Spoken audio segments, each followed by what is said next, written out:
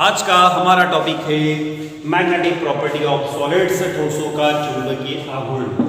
ये जो टॉपिक हम पढ़ रहे हैं ये कहाँ पर इंपॉर्टेंट है, तो इसका सबसे ज्यादा इंपॉर्टेंस क्लास 11 में अपने को देखने को मिलेगा।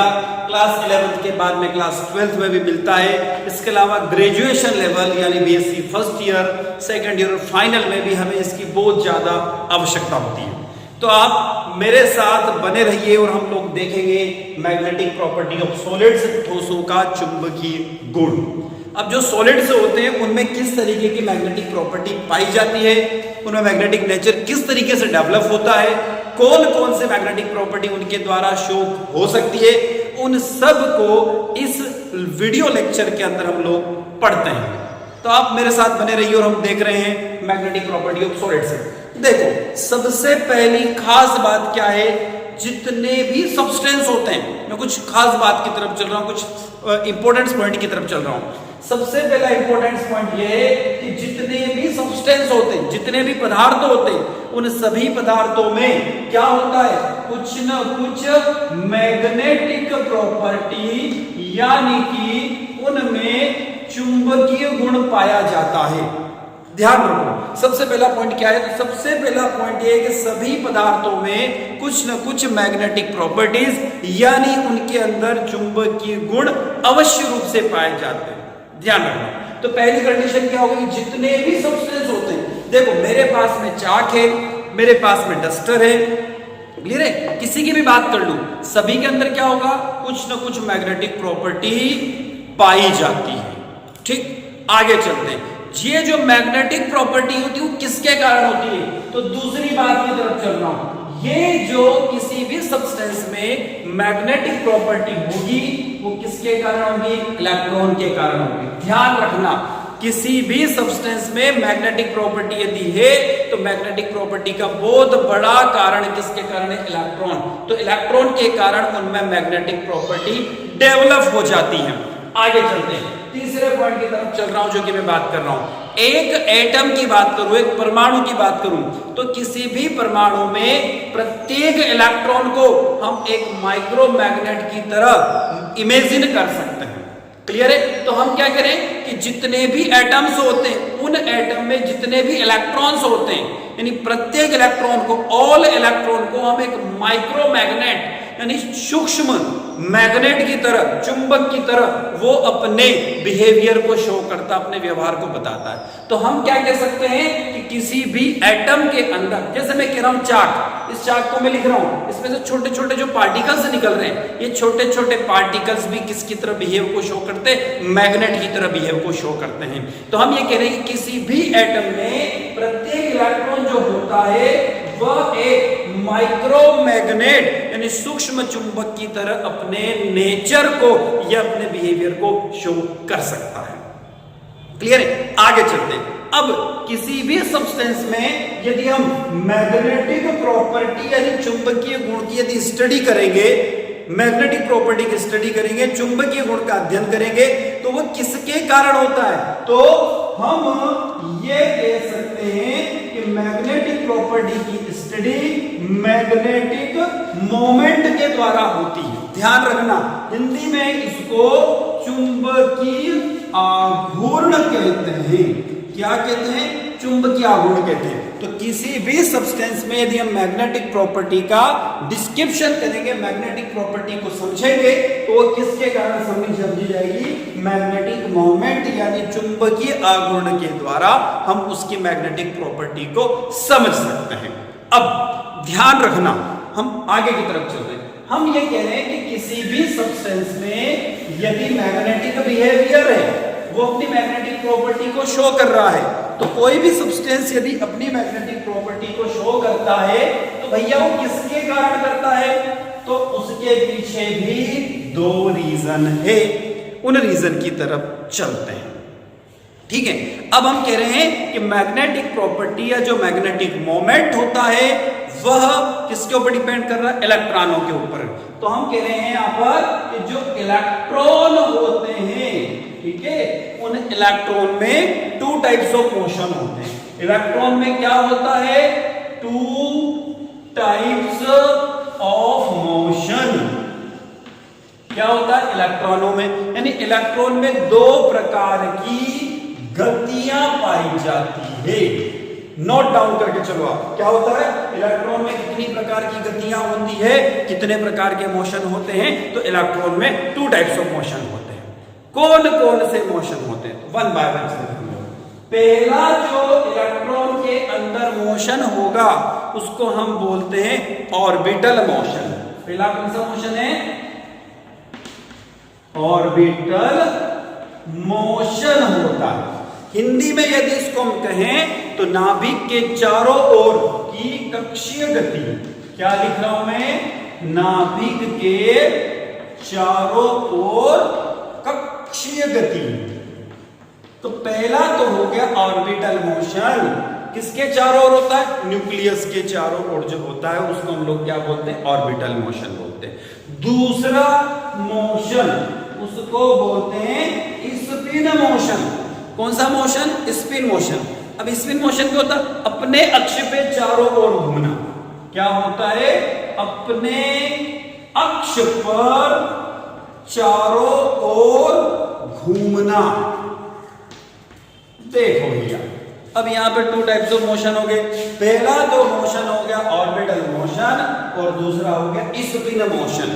तो अब ये क्या होती है, क्या भला है, इसको हम कैसे समझ सकते हैं। तो देखो अब हम वन बाय वन समझते हैं ऑर्बिटल मोशन और स्पिन मोशन की तरफ चल रहे हैं। होता क्या है, देखो हमने कहा कि हमारे पास में एक न्यूक्लियस, क्या मान लिया, न्यूक्लियस। इस न्यूक्लियस को हम देखें, हमारे पास में न्यूक्लियस है। इस न्यूक्लियस के चारों ओर इलेक्ट्रॉन क्या होता है, कंटिन्यू मोशन करता रहता है। ठीक है, तो हम कह रहे हैं कि ये हमारे पास में क्या है, न्यूक्लियस है और यहां पर एक इलेक्ट्रॉन बैठा हुआ है। ठीक, अब ये जो इलेक्ट्रॉन है इस न्यूक्लियस के चारों तरफ क्या हो रहा है, कंटिन्यू मोशन कर रहा है। इस मोशन को हम लोग ऑर्बिटल मोशन कहते हैं। हिंदी में कहें तो इसको हम कक्षीय गति कहते हैं। क्लियर है, क्यों, हम देखें, हम इसको कुछ देर के लिए सन मान लेते हैं, इसको हमारा क्या मान लिया, अर्थ मान लिया। तो अर्थ किसके चारों ओर घूमता रहता है, सूर्य यानी सन के चारों ओर घूमता रहता है। इसलिए ये कौन सा मोशन हो गया, ऑर्बिटल मोशन हो गया। कौन सा मोशन हो गया, ऑर्बिटल मोशन हो गया। दूसरे मोशन की तरफ चलते हैं। अब दूसरा मोशन कौन सा है, वो स्पिन मोशन। कौन सा motion, spin motion. Spin motion को हिंदी में कहा जाएगा चक्रण गति। क्या कहा जाएगा, चक्रण गति। अब भैया ये स्पिन मोशन यानी चक्रण गति क्या होती है, देखो होता क्या है कि जो इलेक्ट्रॉन है उस इलेक्ट्रॉन ने क्या किया, इलेक्ट्रॉन चुपचाप तो बैठेगा नहीं, तो क्या करता है, इलेक्ट्रॉन उस न्यूक्लियस के चारों ओर तो घूम रहा है, उसके साथ साथ में अपने एक्सिस पर भी घूमता रहता है।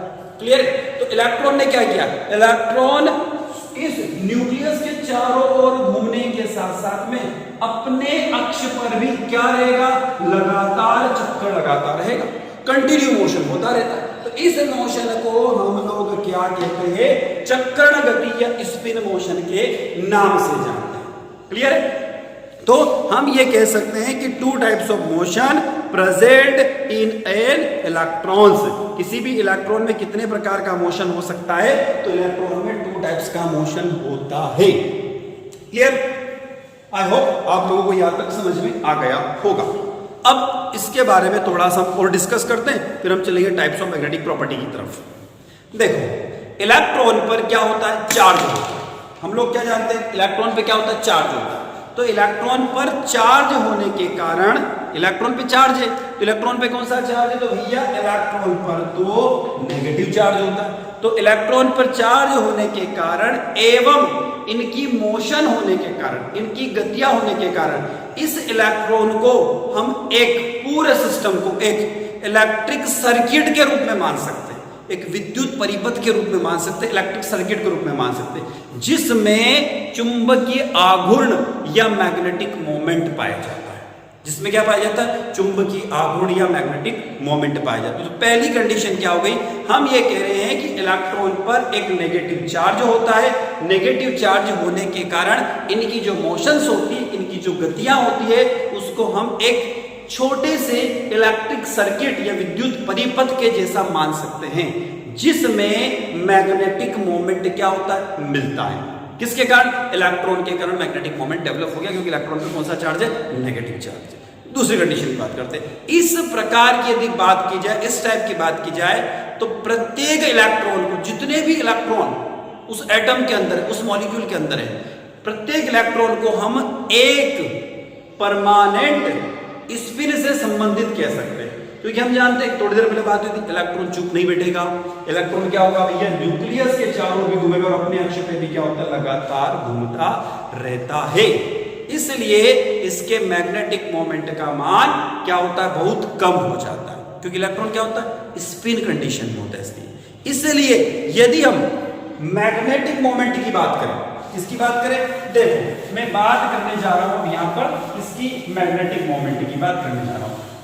यदि मैं मैग्नेटिक मोमेंट की बात कर लूं तो चुंबकीय आघूर्ण या मैग्नेटिक मोमेंट को हम लोग जब मेजरमेंट करते हैं, जब हम उसका पता लगाते हैं, तो हमें पता लगाने के लिए किसकी रिक्वायरमेंट लगती है, तो उसके लिए एक यूनिट्स होती है।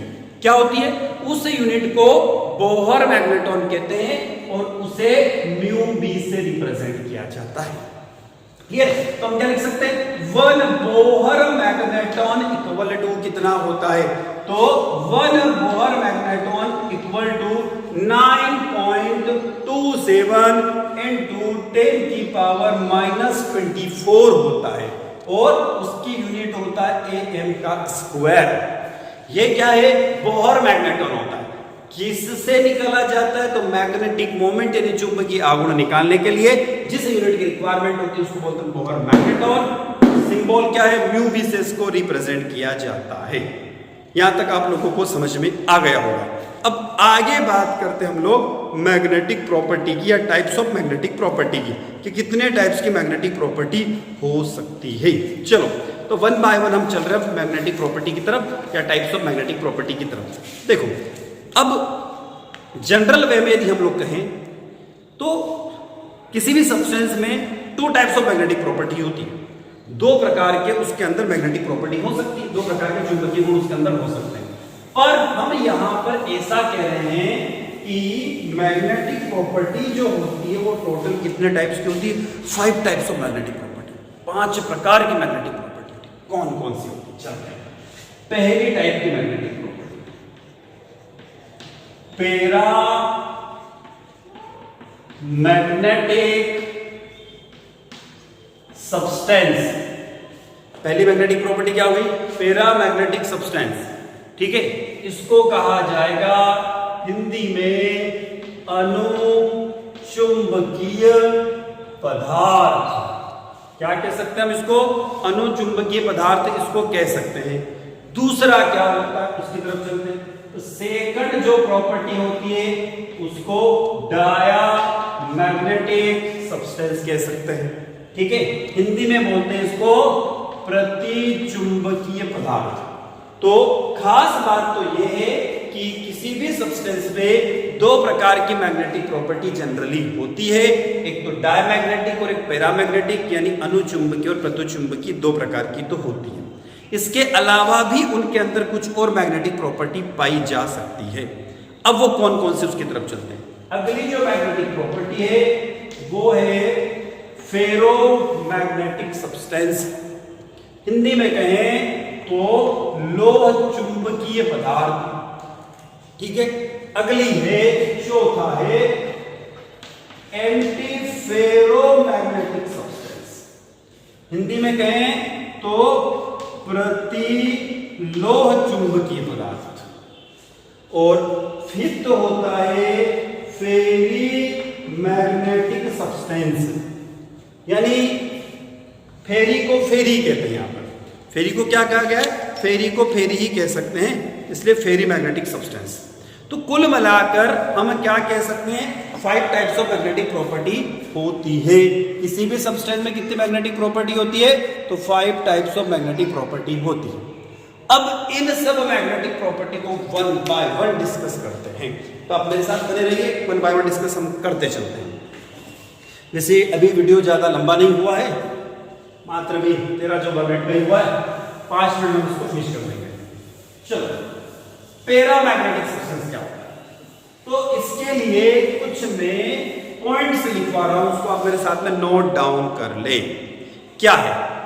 पहली कंडीशन, ऐसे सब्सटेंस जिस पर हम आउटर मैग्नेटिक फील्ड लगाते हैं, ठीक है, तो वो उसकी तरफ अट्रैक्ट हो जाते हैं, उसकी तरफ आकर्षित हो जाते हैं। तो पहली कंडीशन क्या होती है? ये क्या होते हैं? Attract to magnetic field. पहली कंडीशन क्या हो गई? अट्रैक्ट टू, ठीक है, आउटर मैग्नेटिक फील्ड, ध्यान रखना, attract to outer magnetic field, पहली कंडीशन, ठीक है। यानी कि हिंदी में कहूं तो बाह्य चुंबकीय क्षेत्र की तरफ आकर्षित हो जाते हैं। किसकी तरफ आकर्षित हो रहे? बाह्य चुंबकीय क्षेत्र की तरफ। It's attract by the outer magnetic field, ठीक है।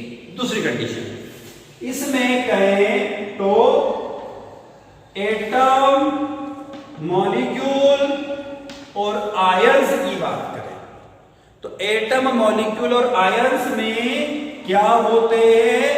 अनपेयर्ड इलेक्ट्रॉन पाए जाते हैं।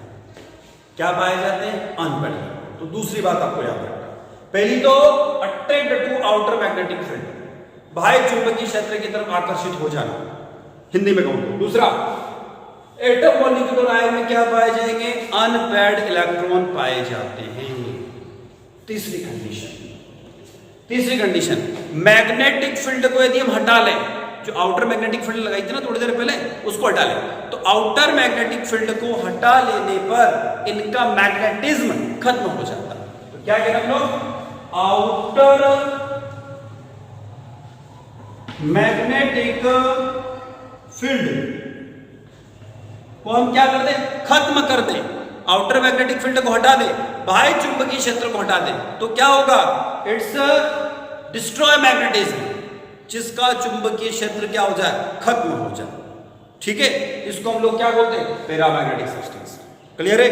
क्या क्या बात हुई? पहली बात, बाह्य चुंबकीय क्षेत्र की तरफ आकर्षित हो जाना, it is attract by the outer magnetic field. दूसरी बात, अनपेयर्ड इलेक्ट्रॉन पाए जाएंगे, एटम, मॉलिक्यूल और आयन कुछ भी हो उसमें अनपेयर्ड इलेक्ट्रॉन पाया जाता है। तीसरी बात, यदि आउटर मैग्नेटिक फील्ड जो हमने पहले लगाया था उसको हटा ले तो मैग्नेटिज्म यानी चुंबकत्व का गुण खत्म हो जाता है। क्लियर? अब बात होती है क्या?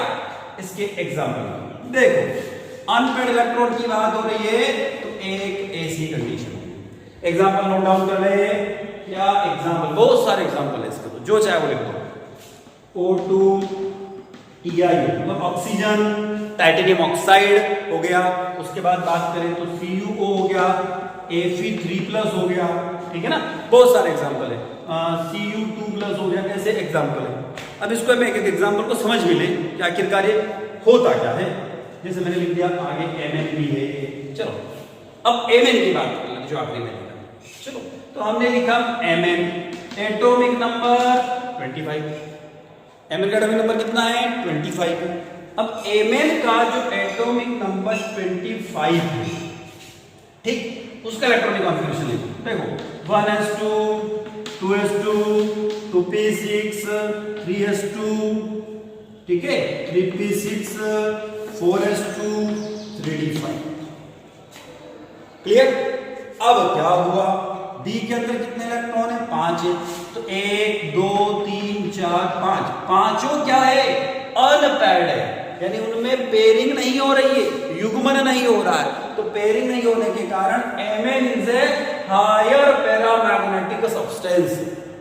Mn में बहुत ज्यादा अनुचुंबकीय गुण पाया जाता है।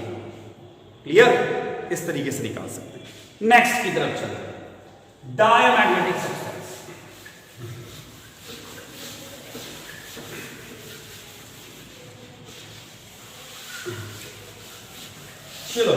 चलो आगे चलते हैं। डायमैग्नेटिक सब्सटेंस दूसरा है। डायमैग्नेटिक सब्सटेंस क्या कहेंगे? प्रतिचुंबकीय पदार्थ। अब हम अणु से निकलकर प्रति की तरफ, ठीक है, पैरा से निकलकर डाई की तरफ। अब डायमैग्नेटिक सब्सटेंस की बात कर लेते हैं। डायमैग्नेटिक सब्सटेंस क्या होगा? वह सब्सटेंस, देखो थोड़ी देर पहले बात हुई थी, आउटर मैग्नेटिक फील्ड लगाने पे अट्रैक्ट हो रहा था, यहां पे उसका अपोजिट क्या हो गया, आउटर मैग्नेटिक फील्ड लगाने पर रिपल्शन होता है। क्या होता है, रिपल्शन पाया जाता है, ठीक है ना। तो it is applied to outer magnetic field to repel the substance, वह सब्सटेंस जो बाह्य चुंबकीय क्षेत्र लगा देने पर क्या हो जाए, प्रतिकर्षित हो जाए, उससे दूर जाए, तो क्या कहलाता है, डायमैग्नेटिक सब्सटेंस।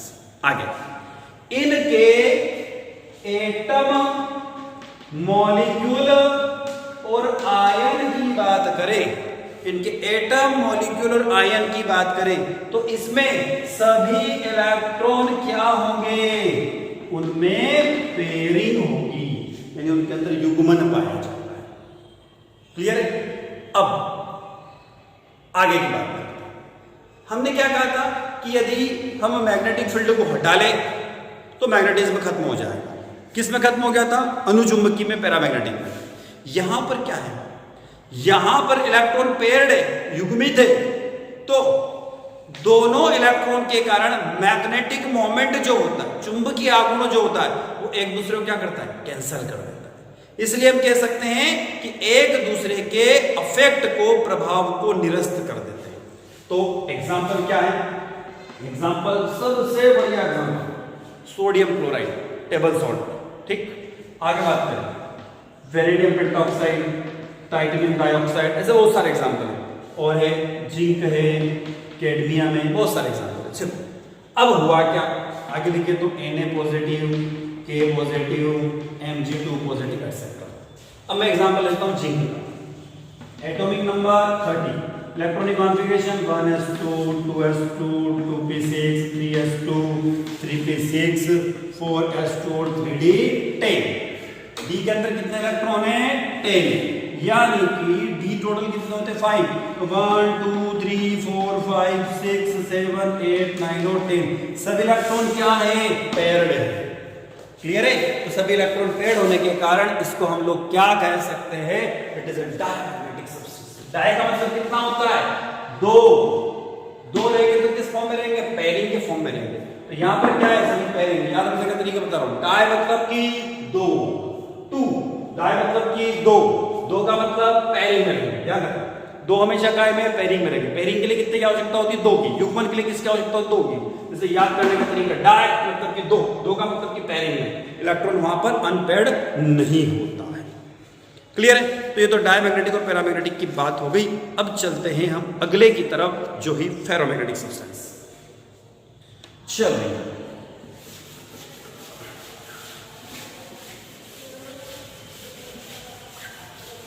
आपने यदि अभी तक हमारे इस चैनल को सब्सक्राइब नहीं किया है तो सब्सक्राइब कर लीजिए, ताकि इस प्रकार के केमिस्ट्री के अच्छे वीडियो आप लोगों के पास में उपलब्ध होते रहे और उनका नोटिफिकेशन आपको मिलता रहे। बेल आइकन जरूर प्रेस करके ताकि उनके नोटिफिकेशन आपको सभी मिल जाए। चलो आगे, फेरोमैग्नेटिक सब्सटेंस क्या है, फेरोमैग्नेटिक हिंदी में कहें तो लोह चुंबकीय पदार्थ। ठीक है। अब पहला क्या था, उसी की बात कर लेते हैं। पहला कहा था हम लोगों ने अनुचुंबकीय पदार्थ, पैरामैग्नेटिक सब्सटेंस। क्या था, आउटर मैग्नेटिक फील्ड लगाने पर वो अट्रैक्ट हो रहा था, आकर्षित हो रहा था, पर वो कमजोर तरीके से आकर्षित हो रहा था, लेस अट्रैक्शन पावर थी। यहां पर अट्रैक्शन पावर क्या हो गई, बढ़ गई। किसमें, फेरोमैग्नेटिक में।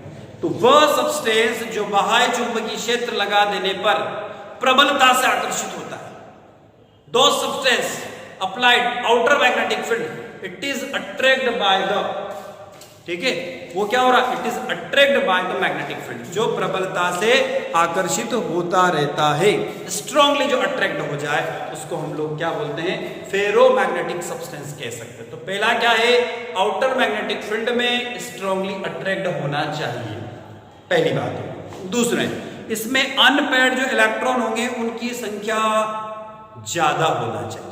क्या कह रहे हैं हम लोग कि अनपेयर्ड इलेक्ट्रॉन की संख्या क्या होना चाहिए, ज्यादा होना चाहिए। ठीक है। और उनका जो अलाइनमेंट है, जो उनका सर रेखीय, वो सब एक ही डायरेक्शन में होना चाहिए। या तो सब क्लॉकवाइज हो या सब एंटी क्लॉकवाइज हो, ठीक है। अब मैग्नेटिक फील्ड भी हटा दोगे तो भी उनमें ऑलवेज परमानेंट मैग्नेटिज्म होना चाहिए। यदि आपने चुंबकीय क्षेत्र भी हटा दिया तो उसमें ऑलवेज मैग्नेटिक प्रॉपर्टी हमेशा बरकरार रहना चाहिए। ये किसकी बात हो रही है? फेरोमैग्नेटिक सब्सटेंस की बात हो रही है। सबसे बढ़िया एग्जांपल फेकोनी। क्या हुई? फेकोनी। क्या होगा? अलाइनमेंट्स कैसा होगा इलेक्ट्रॉनों का? सब एक ही डायरेक्शन में हो जाएंगे, ठीक है। यदि सब क्लॉकवाइज है सब क्लॉकवाइज रहेंगे, और यदि सब एंटी क्लॉकवाइज है तो सब एंटी क्लॉकवाइज रहेंगे। मतलब एक डायरेक्शन चलता है, ऐसा नहीं करिए एक क्लॉकवाइज एक एंटी क्लॉकवाइज में, ऐसा नहीं चलता। तो फेरोमैग्नेटिक सब्सटेंस क्या होता है कि आउटर मैग्नेटिक फील्ड अप्लाई करने पर वो स्ट्रांगली अट्रैक्ट होते हैं मैग्नेटिक फील्ड में।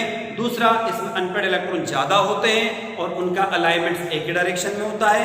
मैग्नेटिक फील्ड हटा लेने पर भी उनमें स्ट्रांगली मैग्नेटिक प्रॉपर्टी मौजूद होगी, ठीक है। और इसका एग्जांपल सबसे बढ़िया फेकोनी, यानी इलेक्ट्रॉनों का जो मोमेंटम होगा वो एक ही डायरेक्शन में रहता है।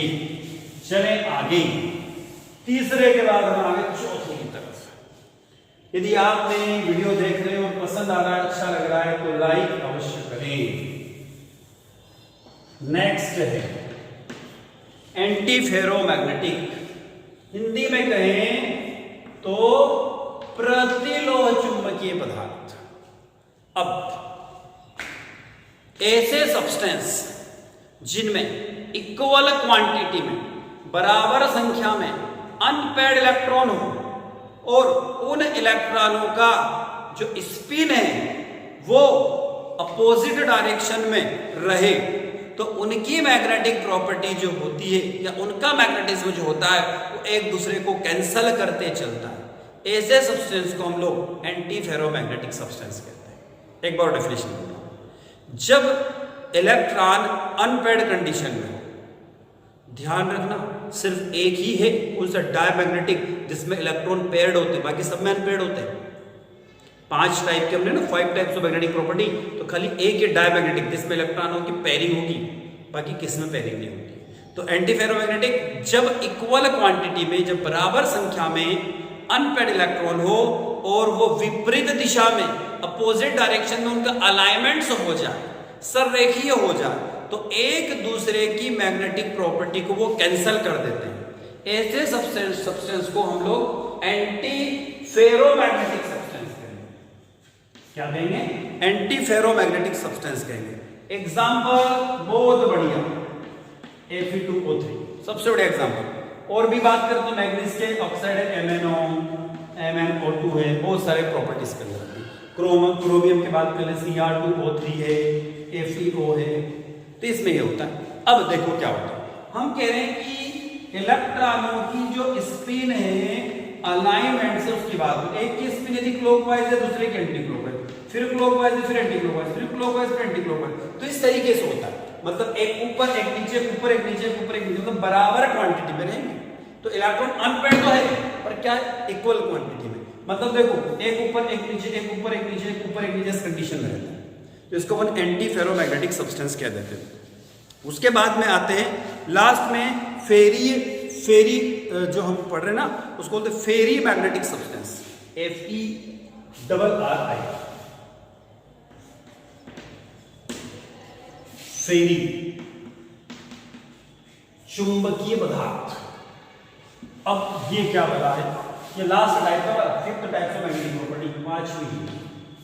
चलो फेरी मैग्नेटिक सब्सटेंस। अब फेरी मैग्नेटिक सब्सटेंस क्या होता है उसकी तरफ चलते हैं। फेरी मैग्नेटिक सब्सटेंस उन सॉलिड्स में होता है जिनमें अनपेड इलेक्ट्रॉन तो होंगे किंतु उनका मैग्नेटिक मोमेंट जीरो नहीं हो सकता है। पहली बात तो ध्यान रखना, मैग्नेटिक मोमेंट जीरो नहीं होगा। इलेक्ट्रॉनों का जो अलाइनमेंट होता है, इलेक्ट्रॉनों का जो रखने का जो तरीका होता है, वो जो इलेक्ट्रॉनों का तरीका होता है वो इक्वल नहीं रहता है। कैसे? देखो एक क्लॉकवाइज है, एक एंटी क्लॉकवाइज, एक क्लॉकवाइज, एक एंटी क्लॉकवाइज, फिर एक क्लॉकवाइज हो जाएगा, तो इस क्लॉकवाइज के लिए हमें एंटी क्लॉकवाइज नहीं मिलेगा, ठीक है। या फिर ऐसा हो जाए, देख लो कि एक एंटी क्लॉकवाइज है फिर क्लॉकवाइज है, फिर एंटी क्लॉकवाइज, फिर क्लॉकवाइज, फिर एंटी क्लॉकवाइज, तो इसलिए क्लॉकवाइज ही मिलेगा। मतलब कहने का ये है कि जो इलेक्ट्रॉन तो अनपेड रहेंगे, पर इलेक्ट्रॉन अनपेड इक्वल कंडीशन में नहीं रहते, अनइक्वल ही रहते हैं। तो ऐसे सब्सटेंस को हम लोग क्या कहते हैं, फेरी मैग्नेटिक सब्सटेंस कह सकते हैं। सबसे बढ़िया एग्जांपल है Fe3O4। क्लियर? तो ये हम लोगों ने इस लेक्चर के अंदर पढ़ा 5 टाइप्स ऑफ मैग्नेटिक प्रॉपर्टी।